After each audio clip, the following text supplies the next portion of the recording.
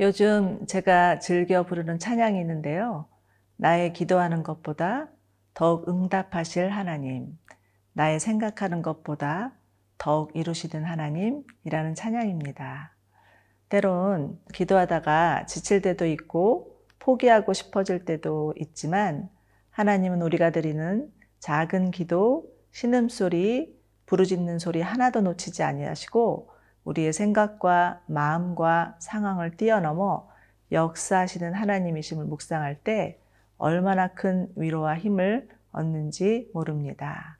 사랑하는 여러분, 코로나로 인해서 여러 가지 어려움이 많으셨죠? 그러나 우리가 원하는 대로 되어지지 않는다고 해서 실망하지도 낙심하지도 마시고 끝까지 하나님의 얼굴에 도우심을 구하는 자들이 되시기를 바랍니다. 오늘 저희가 함께 볼 말씀은 출애굽기 2장 11에서 25절 말씀입니다.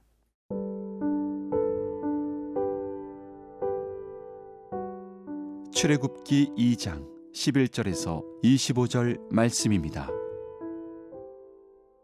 모세가 장성한 후에 한 번은 자기 형제들에게 나가서 그들이 고되게 노동하는 것을 보더니 어떤 애굽 사람이 한 히브리 사람 곧 자기 형제를 치는 것을 본지라.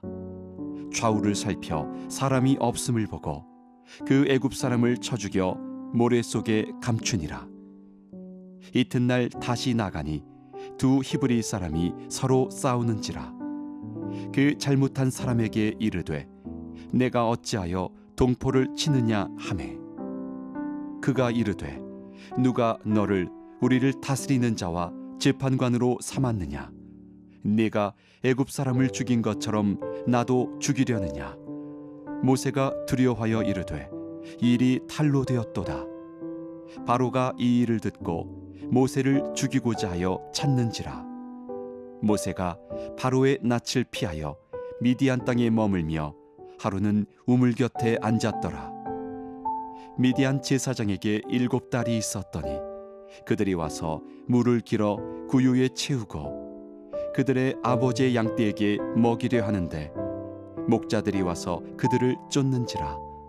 모세가 일어나 그들을 도와 그 양떼에게 먹이니라.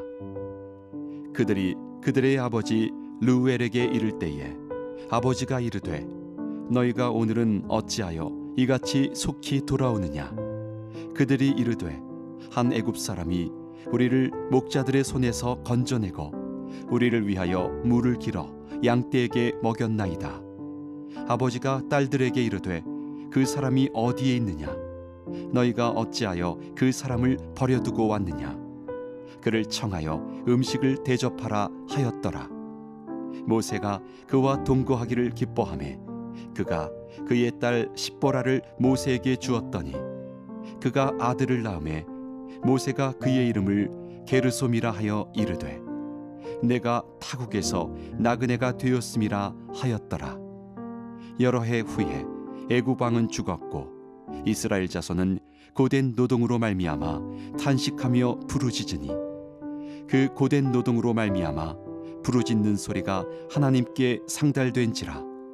하나님이 그들의 고통 소리를 들으시고 하나님이 아브라함과 이삭과 야곱에게 세운 그의 언약을 기억하사 하나님이 이스라엘 자손을 돌보셨고 하나님이 그들을 기억하셨더라. 죽을 수밖에 없는 운명에 놓였던 모세는 너무나 놀랍게도 바로의 왕궁에서 바로의 딸의 양아들이라는 신분으로 자라게 됩니다. 당시 바로의 딸은 바로 왕의 무남 동료였죠. 그녀가 누리고 있던 위치와 건세는 대단한 것이었습니다. 그러한 바로의 딸의 비호 아래 모세는 애굽의 모든 특혜와 특권을 누리면서 애굽의 왕자로 자라났던 것이죠. 이 모든 것은 장차 이스라엘을 인도하기 위한 한 사람의 지도자로 세우시기 위한 하나님의 특별한 섭리였습니다. 그런데 어느 날 돌이킬 수 없는 해프닝이 벌어지는데요. 11절, 12절 함께 보시겠습니다. 모세가 장성한 후에 한 번은 자기 형제들에게 나가서 그들이 고되게 노동하는 것을 보더니 어떤 애굽 사람이 한 히브리 사람 곧 자기 형제를 치는 것을 본지라. 좌우를 살펴 사람이 없음을 보고 그 애굽 사람을 쳐 죽여 모래 속에 감추니라. 아마도 모세의 나이는 40세 정도였던 것 같습니다. 그는 고되게 혹사를 당하고 있던 어떤 히브리인이 애굽 사람에게 호되게 당하는 것을 보게 되면서 그만 혈기가 끓어오르죠. 그래서 그 애굽 사람을 쳐 죽이는 죄를 범하게 됩니다. 그는 비록 애굽의 왕자로 자랐지만 자신의 정체성은 히브리인임을 인식하고 있었다는 것이죠. 우리나라 사람들도 가난과 전쟁이라는 이유로 고국에 살다가 어려워져서 만주로, 미국으로, 여러 나라로 이주하게 되는 경우가 많이 있었습니다. 유대인 디아스포라만큼이나 한국인 디아스포라들이 세계 방방곡곡에 흩어져 살게 된 거죠. 그런데 한국인이라는 정체성을 가지며 사는 자들이 있는 반면 정체성의 혼란을 겪으면서 방황하는 자들도 많은 것 같아요. 저는 몇 년 전 연해주 아울리치를 갔다가 고려인 이야기를 들으면서 큰 감동을 받았었습니다. 그들은 아무리 먼 곳에 가더라도 고려인 학교를 세우고 한국어를 가르치면서 자신들이 한국인임을 잊지 않았다는 거예요. 그러나 반대로 자신의 정체성의 혼란을 겪으며 사회의 부적응자로 사는 경우들도 많이 있죠.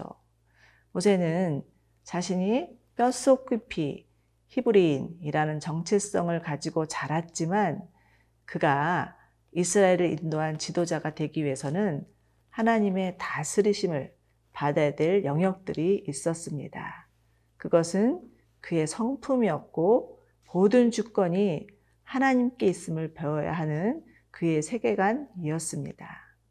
제 아무리 모세가 히브리인으로서의 정체성을 가지고 있다 한들 자신의 혈기로는 이스라엘을 구원할 수 없었고 자신의 방법으로도 가능하지 않았습니다. 그에게는 성품의 다루심이 필요했고 하나님께서 하나님의 때에 하나님의 방법으로 이스라엘을 구원하실 것이라는 믿음이 필요했던 것이죠. 사랑하는 여러분, 누구나 하나님의 사람이라면 이러한 다루심이 있습니다. 예수를 믿는다고 해서 우리의 성품이나 사고가 예수님을 닮아 있는 건 아니죠. 하나님은 구원받는 하나님의 자녀가 그리스도의 형상으로 변화되기까지 각 사람을 훈련하십니다. 여러분 혹시 여러분의 모난 성품 때문에 실수한 적 있으신가요? 하나님의 때를 기다리지 못해서 서두른 적 있으신가요? 하나님은 우리의 모난 성품을 고쳐주시고 하나님의 때를 기다리는 믿음의 사람으로 변화시켜 주실 것입니다. 그러므로 아무리 하나님의 다루심이 고되다 해도 도망가지 마시고 끝까지 하나님을 붙드시는 여러분들 되시기를 축원합니다.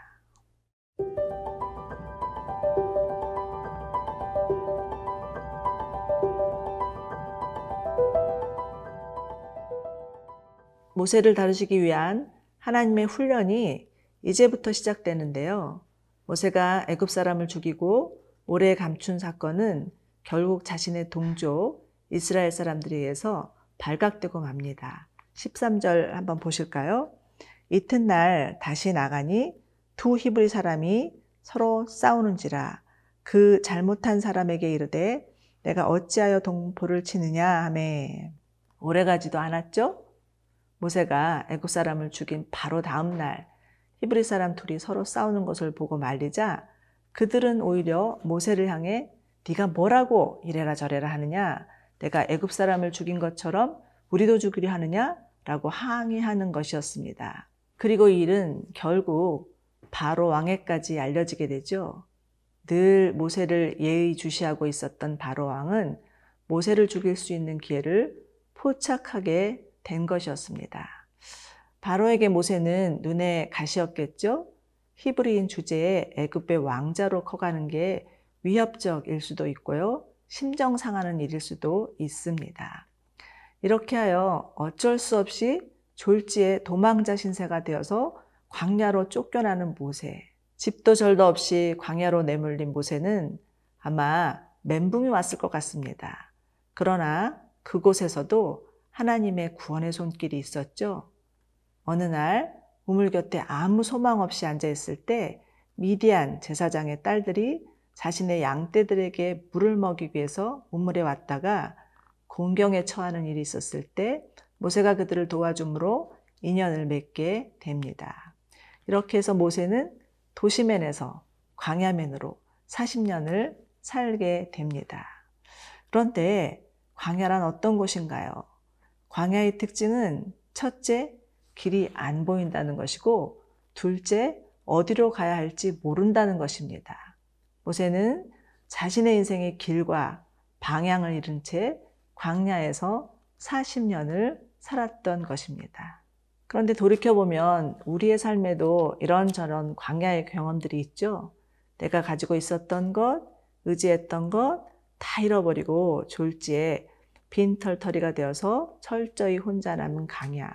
그런데 그 광야야말로 하나님을 대면할 수 있는 장소요, 온전히 하나님만 의지하는 것을 배우는 시간입니다.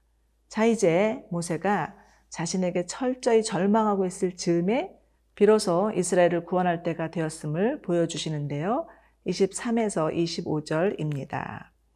여러 해 후에 애굽 왕은 죽었고 이스라엘 자손은 고된 노동으로 말미암아 탄식하며 부르짖으니 그 고된 노동으로 말미암아 부르짖는 소리가 하나님께 상달된지라. 하나님이 그들의 고통 소리를 들으시고 하나님이 아브라함과 이삭과 야곱에게 세운 그의 언약을 기억하사 하나님이 이스라엘 자손을 돌보셨고 하나님이 그들을 기억하셨더라. 하나님이라는 단어가 4번이나 반복해서 나오고 있죠. 이는 구원의 주체가 하나님이심을 보여주고 있는 것입니다. 사랑하는 여러분, 이처럼 하나님은 우리의 고통을 아시고 우리의 부르짖는 소리를 듣고 계십니다. 그러므로 우리의 인생 가운데 어려움이 있을 때 가만히 있지 마시고 부르짖으셔야 합니다. 이때야말로 우리 가운데 구원을 베푸시는 하나님을 경험할 수 있는 하나님의 은혜의 시간이 될 것이기 때문입니다.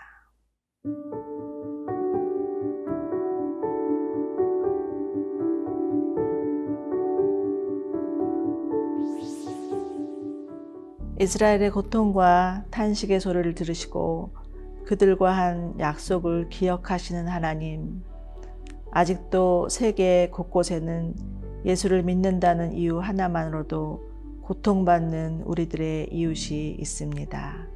또한 코로나로 인하여서 재정의 어려움, 취업의 어려움, 인종적 어려움들도 있습니다.